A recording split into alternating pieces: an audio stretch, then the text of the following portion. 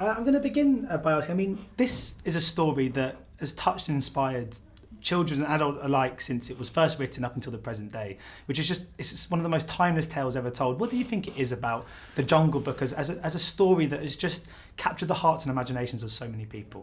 I think that Kipling was not too far removed from Charles Dickens to benefit from the echoes of Dickens. And when you look at Charles Dickens' Oliver Twist, it's an orphan surrounded by extraordinary people and forces. And then Disney, I think, was sensitive to this in his early career. And you have Bambi, you have Dumbo, and later you have Pinocchio. These are all young souls, abandoned or orphaned, who struggle to find their empowerment, their identity.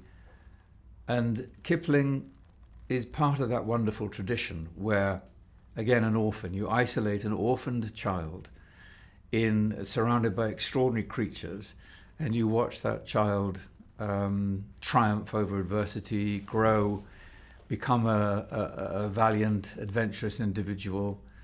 So I think that's the timeless element, that our hearts are captured by the plight of the orphan who triumphs over challenges. Yeah. And when I was younger, Bagheera kind of represented a voice of reason. There was an authority to it, but also a kind of comfort. And it was almost like the voice of a grandparent. I was wondering if that's how you almost took this character. Is that how you approached it at all? So I think when the actor is playing an animal, it's an impossible leap because we have no idea. So I thought about if Bagheera was playing a human, what human he would choose, and it would be from the military. So I called him Colonel Bagheera. That was my secret name for him. And he has a young recruit, Mowgli, and like all great military leaders, he's concerned to bring as many of his boys and girls home as possible. So he teaches Mowgli a set of skills that will empower him in the battlefields of life and make sure that he comes home safely. So for me, he was Colonel Bagheera. Yeah.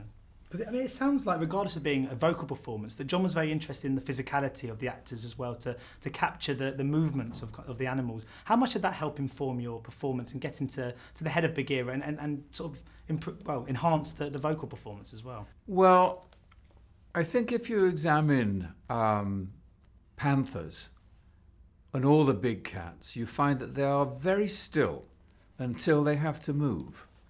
And then they move with incredible speed and accuracy. So a lot of my recording physicality was very still. And I used my voice a lot, and my face, I know, was recorded and captured my movements.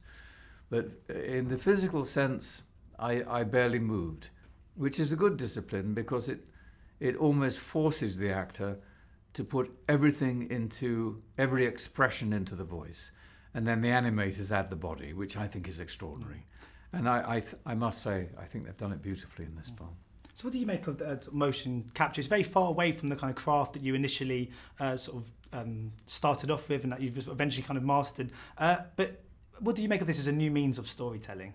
For actors now, I think this is a wonderful time because so many doors are opening, so many different ways of telling stories are opening to us. And we've always adapted, we'll continue to adapt. And this is a wonderful medium through which to tell a story. And in this particular version, you do have a child surrounded by wild animals in the jungle. It's extraordinary.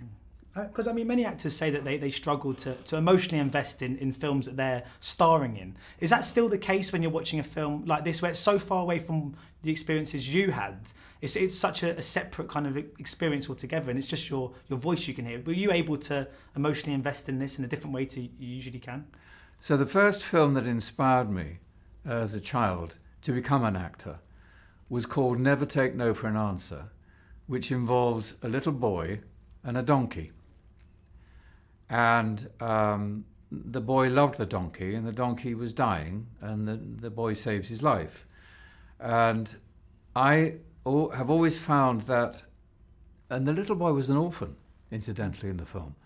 I've always found that combination of the child and the wild elements very moving, so that I can invest my own wonderful, wonderful response to that film, which I still have, and I can invest that into my performance.